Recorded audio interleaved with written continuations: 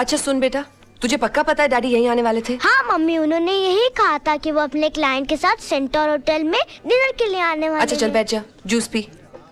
हाँ, पता नहीं कहाँ फंस गए होंगे। आदत से मजबूर। तारा, मैं तुमसे बहुत नाराज हूँ। क्यों? तुम मुझे शादी से पहले क्यों नहीं मिली? क्यों? वरना तुम मुझसे शादी करते। सीधी बात है। अच्छा हुआ तुमने मुझसे शादी नहीं की। क्यों? वरना मैं अपनी वेडिंग एनिवर्सरी पर तुम्हारी बीवी की तरह इंतजार कर रही होती। मजाक करने की आदत नहीं जाएगी तुम्हारी। पीना। आओ। अक्सर मैं खाने के लिए यहीं पर आता हूँ, you know? What food you get here? Yeah. Beautiful place for beautiful people. Mummy mummy, daddy आ गए।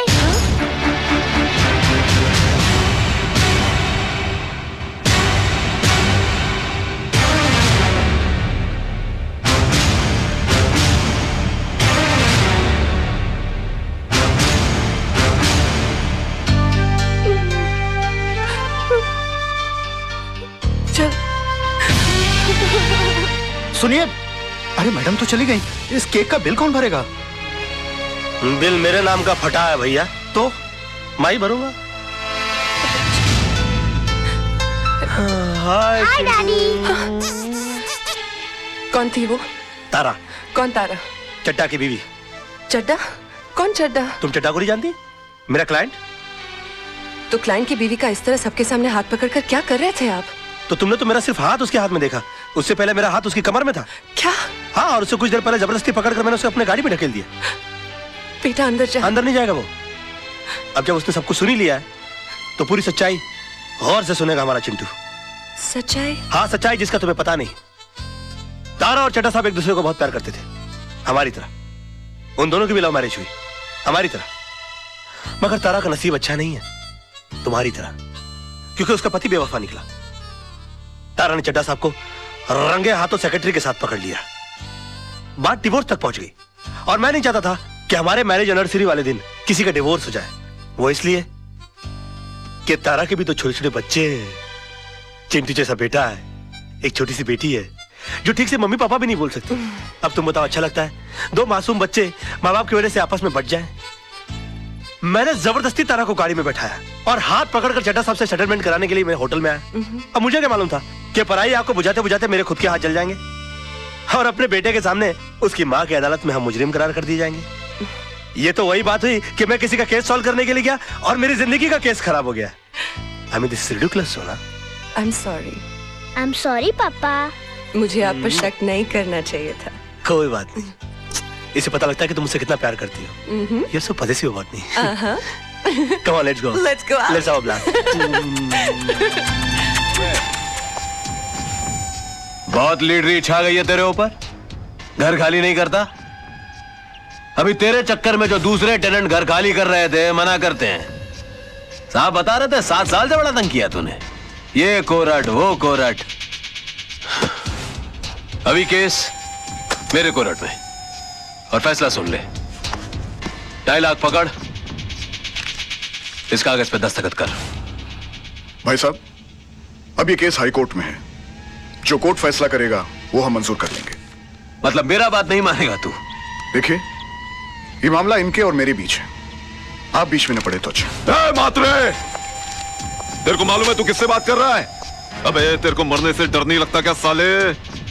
ले ले ले ले, नहीं तो ये 2.5 लाख भी नहीं मिलेगा, समझा? हमें घर के बदले घर चाहिए, नहीं तो जो कोर्ट फैसला करेगा वो हम मानेंगे। अबे जाने दे इसे, कोर्ट में मिलेंगे हम। जा।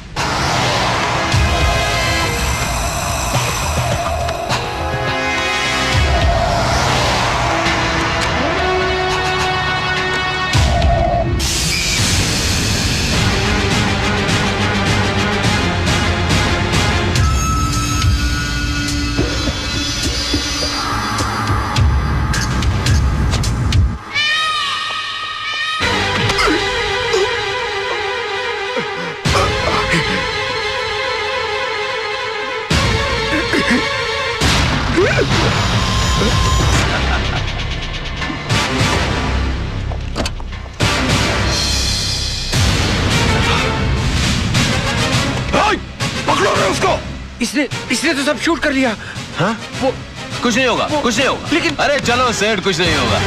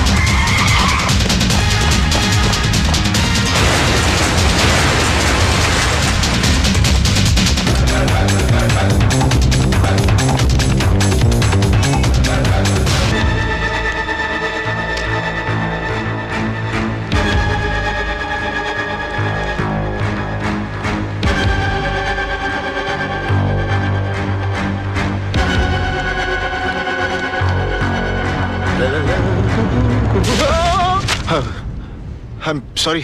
It's okay. ये कौन है? इसका नाम रजत है। रजत, हाँ, राइट राइट राइट। अरे रजत, क्या हुआ? I'm sorry. देख, I'm sorry. क्या हुआ? मुझे तुमसे टेंशन कुछ लग रहा है? बहुत जरूरी बात करनी है। बाद में कुछ नहीं बाद में। हुआ क्या? नहीं कुछ नहीं हुआ, मैं ठीक हूँ, सब ठीक है राज, मैं ठीक हूँ। अरे सुन,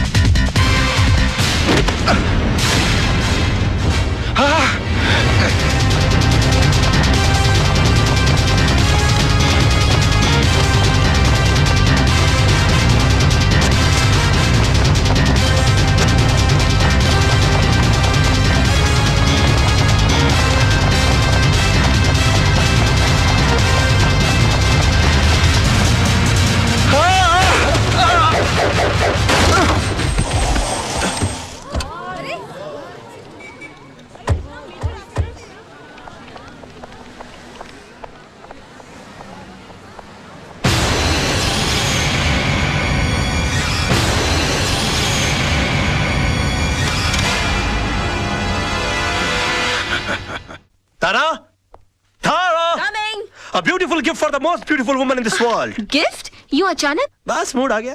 मूड आ गया कि बीवी के लिए कुछ लेने गए थे और तुम मेरे लिए भी कुछ ले आए? Oh come on darling, किस बोर का नाम ले लिया? You know था darling, चंद बीबियां ड्राइंग रूम में पड़े हुए उस टीवी की तरह होती हैं। उनको जब ऑन करो पुराना प्रोग्राम चल रहा होता है। और मैं? तुम?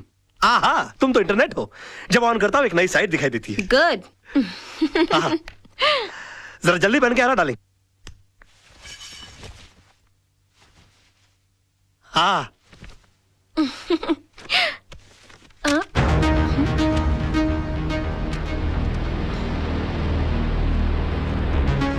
राज, ये कैसेट किसकी है? कैसेट? कौन सी कैसेट? भाई इसके अंदर कुछ भी नहीं है। 3 बार आगे पीछे करके देख लिया, कैसेट एकदम खाली है। मतलब कुछ रिकॉर्डिश नहीं हुआ और वो साला जर्नलिस्ट ने फुकट में अपना जान दे डाला।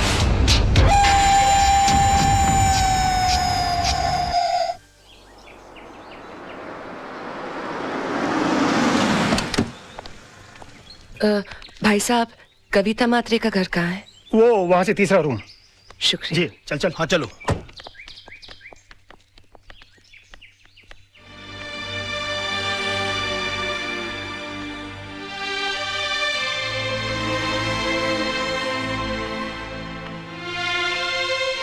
बैठो।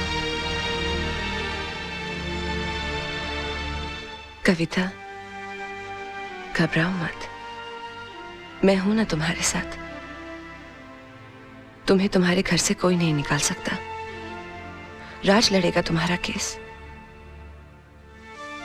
मैं तुम्हारे पति के कातिल को सजा जरूर दिलवाऊंगी।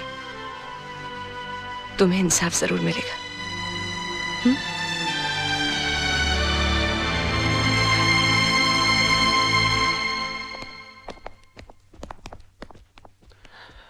हाय बेबे। हाय जान,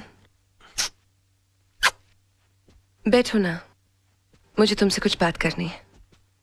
क्या बात है, बड़ी सीरियस लग रही हो आज। तुम्हें मेरे लिए एक केस लड़ना है।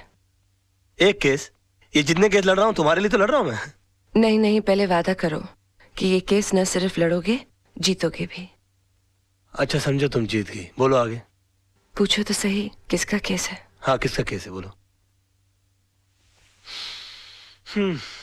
कविता के हस्बैंड का केस, उसके मर्डर का केस।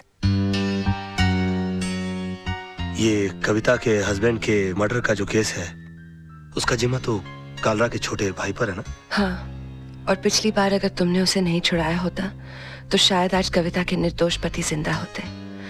मैंने कविता को इंसाफ दिलाने का वादा किया है। तुम मेरी कसम खाकर कहो कि मेरा ये वादा तुम पूरा करोगे।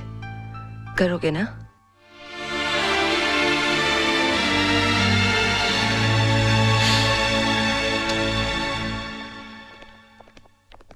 आइए आइए, क्या बात है, आज पूरी मंडली हमारे यहाँ। क्या रे, क्या कर रहा है तू? मरने का तेरे को? राज, ये क्या कर रहे हो? कालरा भाई के खिलाफ केस लड़ने जा रहे हो? कालरा भाई ने तुझे लाइफ में इतना बड़ा चांस दिया, इतना सपोर्ट किया, इसका ये रिटर्न दे रहा है तू? तू कविता को इंसाफ दिलाएगा? तेरा इंसाफ हम कर देंगे। 2 गोली डाल देंगे। तेरा केस कौन लड़ेगा फिर? यार, आप बंदूक और तलवार इस्तेमाल करना जानते हो कि कभी कभी दिमाग भी इस्तेमाल करोगे? ये केस मैं नहीं लड़ता तो कोई और लड़ लेता और जीत भी जाता शायद, क्योंकि पब्लिक की सिंपैथी तो उस औरत के साथ है। ये तो आपकी तकदीर अच्छी है कि केस मैं लड़ रहा हूँ। कालरा साहब, आपके भाई मेरे भाई की तरह है। मैं बोला उसको कैसे फांसी के फंदे पे चढ़ा सकता हूँ? मैं जानबूझकर ये केस हार जाऊंगा। बस फर्क इतना होगा कि आज तक मैंने केस जीतने की फीस ली है आपसे, पहली बार केस हारने के पैसे लूंगा। देखा भाई, मैंने कहा था कि जरूर कोई कमाल का पपलू लाया होगा ये छोकरा। अरे हम लोग सोच भी नहीं सकते, इतनी लंबी प्लानिंग करके बैठा है ये। फैंटास्टिक। मान गए गुराना। ये इसको अंदर रख लीजिए आप अपने। आई एम सॉरी राज, मैं जरा अपने भाई के इमोशन में बह गया था। Never mind, it's okay. I am sorry. दिल पे नहीं लेना। Bye, take care. कमाल का शेर पकड़ के ला। लेकिन तुम्हारे साथ जीतने के लिए कौन सा लॉयर अपॉइंट करूं? तेजपाल एसोसिएट्स में से मिस्टर आदर्श।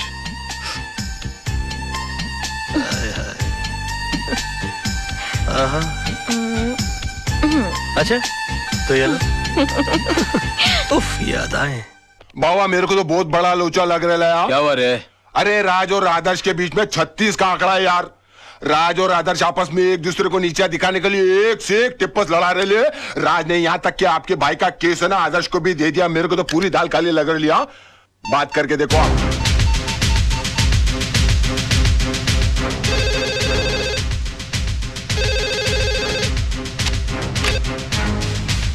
क्या रे, कालरा बोल रहा हूँ मैं। अरे काला साहब, क्या करते हो? आपको कितनी बार कहा है कि घर फोन मत किया करिए। ए, बोल वचन बंद कर बे। मैंने सुना तेरे और आदर्श का 36 का आंकड़ा है। मेरे साथ गेम कर रहा है क्या? जी हाँ, गेम तो खेल रहा हूँ मैं आपके साथ। क्योंकि ये केस लेने के लिए मेरी वाइफ ने मुझे मजबूर किया है, और वो अच्छी तरह से जानती है कि मेरे और आदर्श के बीच में टेंशन चल रही है। तो वो कभी सपने में भी नहीं सोच सकती कि ये केस में जानबूझ के हार जाऊंगा। समझ गया आप मेरा गेम? जरा बड़े हो गए हम बच्चे आपके, जरा हमारा ख्याल रखा करिए प्लीज। है आगे से प्लीज है। दिमाग है वो बंदे में, दिमाग तो है।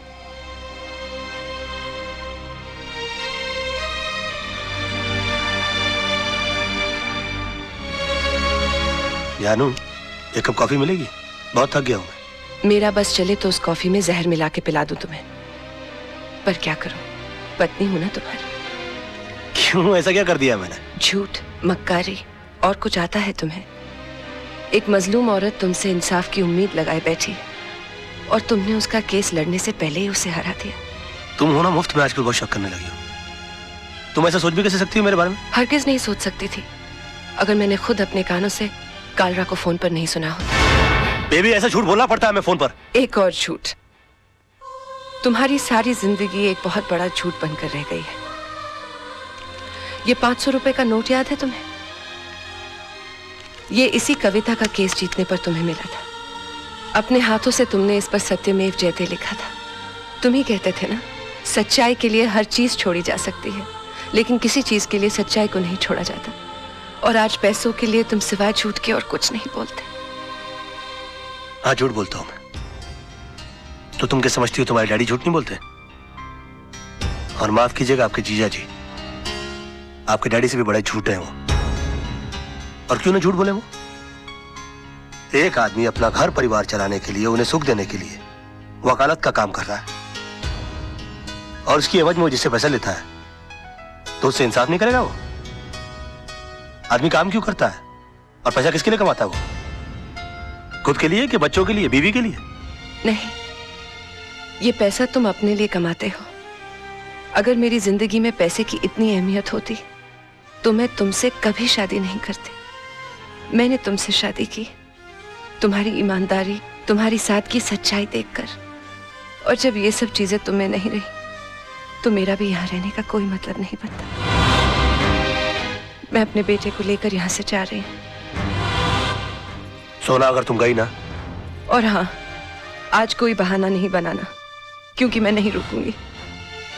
और एक और बात, तुम्हें एक और केस लड़ना है, हमारे डिवोर्स का।